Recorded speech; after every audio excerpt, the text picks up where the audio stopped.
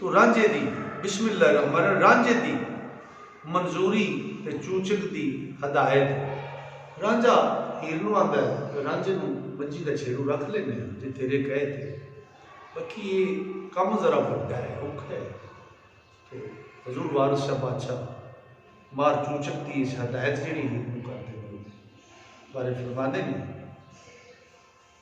तेरा अखना ऐसा मंजूर किता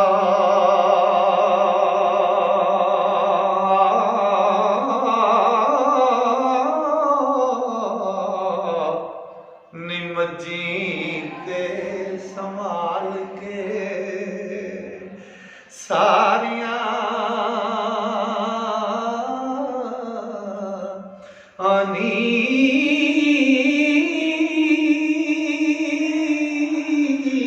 खबरदार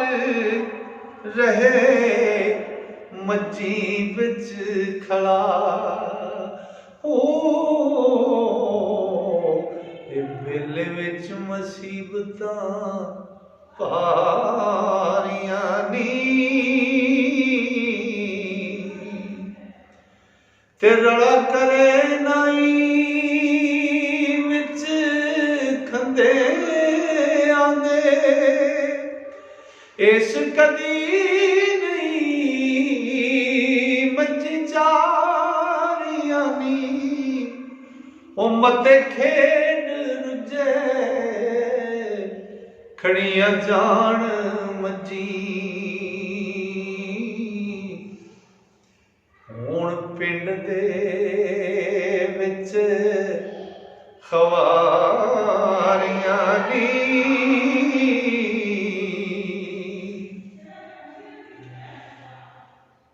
ते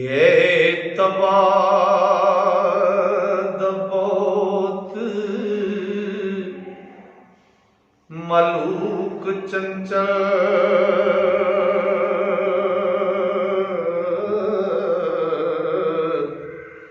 महीवाल होना गल्ला पारियां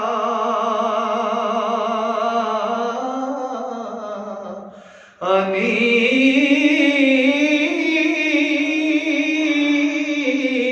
दे रात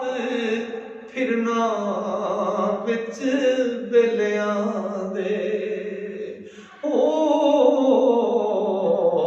ते मगर मजियां बहुत खवारियां नी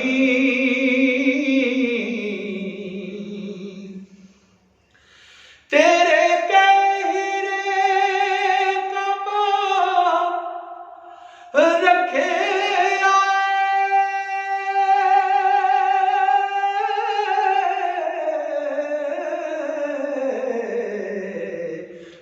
ज्यों ज्यों करे तो मिन्नता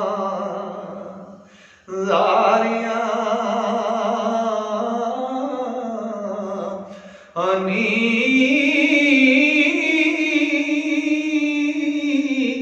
वारिस नेक नसीब ने आशिकां दे ओ